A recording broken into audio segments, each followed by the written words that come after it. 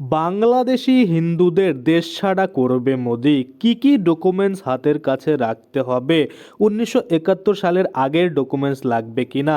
কারণ আপনারা সকলেই জানেন আস্তে আস্তে কিন্তু এনআরসির দিকে এগোচ্ছে। যদি এনআরসি শুরু হয়ে যায় সেক্ষেত্রে কিন্তু বহু বাংলাদেশি হিন্দুদের নাম কিন্তু বাতিল হয়ে যাবে বা এনআরসিতে নাম কিন্তু তুলতে পারবে না, যার ফলে দেশ ছাড়া কিন্তু হলেও হতে পারে। তো আপনারা যারা বাংলাদেশি হিন্দুরা রয়েছেন এবং কত সালে ভারতে ঢুকেছেন সেটার যদি কোনো প্রমাণপত্র না থাকে তাহলে কি কোনোভাবে আপনারা বাঁচতে পারবেন না এই এনআরসি থেকে? বা এনআরসি হলে 1971 সালের আগের যদি কোনো ডকুমেন্টস না থাকে তাহলে কোন কোন ডকুমেন্টস থাকলে কিন্তু আপনারা এই এনআরসি থেকে মুক্তি পেতে পারেন বা এনআরসিতে নাম কিন্তু তুলে নিতে পারবেন? তো কি কি ডকুমেন্টস হাতের কাছে রাখতে হবে, বাংলাদেশি হিন্দুদের সিএ কি রক্ষা কবচ কি না এনআরসি থেকে বাঁচার, এই যে যাবতীয় তথ্য টোটালটাই কিন্তু আজকে আমরা এই ভিডিওর মাধ্যমে দেখে নেব। তো চলুন বেশি দেরি না করে ভিডিওটা শুরু করা যাক।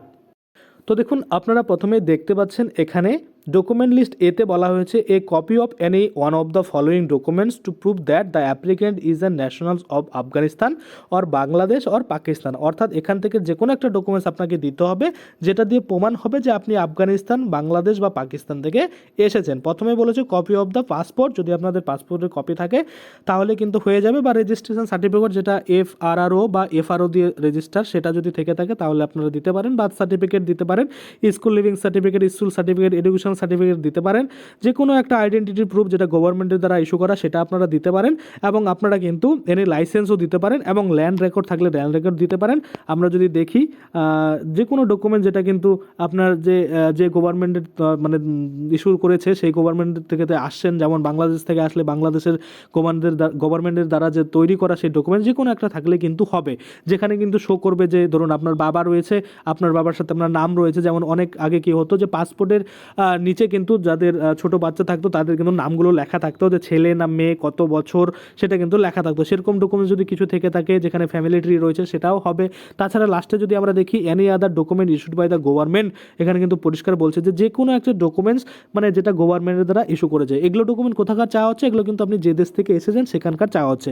আপনারা বলবেন এগুলোর মধ্যে একটাও আপনাদের নেই, সেক্ষেত্রেও কিন্তু আপনারা আবেদন করতে পারবেন। এবার আমরা দেখে নিই দ্বিতীয়ত অর্থাৎ ডকুমেন্ট লিস্ট বিতে কি চাওয়া হয়েছে। দেখুন, a copy of any of the following document to prove that the applicant has enter India on or before 31/12/2014। অর্থাৎ এখান থেকে যে কোনো একটা ডকুমেন্টস আপনাদের দিতে হবে যেটা দিয়ে কিন্তু প্রমাণ হবে যে আপনি 31/12/2014 আগে কিন্তু ইন্ডিয়াতে প্রবেশ করেছেন। দেখুন, copy of visa, registration certificate, তারপরে স্লিপ অফ সেন্সাস স্লিপ অর্থাৎ সেন্সাস হওয়া ছিল সেটার যে স্লিপ থেকে থাকে, বা গভর্নমেন্ট ইস্যুড লাইসেন্স যদি থেকে থাকে, রেশন কার্ড, তারপরে দেখুন এখানে ড্রাইভিং লাইসেন্স, আধার কার্ডের কথা বলা হয়েছে, birth certificate, land record, PAN card, তারপর যে কোনো ব্যাংকের কাগজপত্র, কোর্টের কাগজপত্র, ইন্স্যুরেন্সের কপি, তারপরে লাইনের বিলের যদি কোনো কাগজপত্র থেকে থাকে, স্কুল লিভিং সার্টিফিকেট, তারপরে একাডেমিক সার্টিফিকেট, ইনস্টিটিউটের মিউনিসিপ্যালিটি ট্রেড লাইসেন্স, তারপরে ম্যারেজ সার্টিফিকেট, যে কোনো একটা থাকলেই কিন্তু হবে, যেটা কিন্তু 31/12/2014 আগে কিন্তু অবশ্যই হতে হবে, তাহলে কিন্তু হয়ে যাবে। আশা করি এগুলো আপনাদের কাছে আছে, কিন্তু এই 1 নম্বরে যেটা চাওয়া হয়েছে ডকুমেন্ট লিস্ট এগুলো কিন্তু আপনাদের কাছে নেই।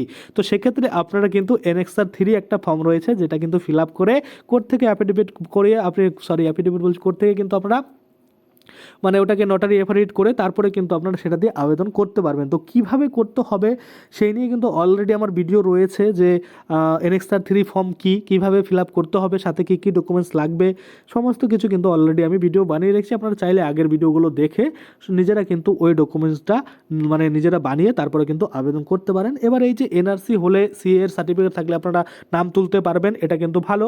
যদি আপনাদের কাছে আগের কোনো ডকুমেন্টস থেকে থাকে সেটা দিয়েও আপনারা পারবেন। এবার আপনি সিএতে আবেদন করবেন কিনা টোটালি কিন্তু আপনার ব্যাপার।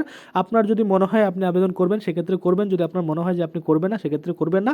আমাদের চ্যানেল কিন্তু আপনাদের কোনোভাবেই রেকমেন্ড করে না যে আপনারা আবেদন করুন বা করবেন না। আশা করি আপনারা বুঝতে পারছেন। আজকের জন্য ভিডিওটা এখানেই শেষ করব। ভিডিওটা যদি ভালো লাগে অবশ্যই একটা লাইক করে দেবেন। যদি আমার চ্যানেলে প্রথমবার ভিজিট করে থাকেন নিচে একটা রেড কালার সাবস্ক্রাইব বাটন দেখবেন, ওখানে ক্লিক করে সাবস্ক্রাইব করতে পারেন। আর সাথে যে বেল আইকনটা রয়েছে ওখানে ক্লিক করে বেল আইকনটিকে এনেবল করে দেবেন। তাতে করে কী হবে, যখনই আমি এই ধরনের কোনো ভিডিও বানাবো সেটার যে নোটিফিকেশন সেটা কিন্তু আপনার কাছে পৌঁছে যাবে। ধন্যবাদ।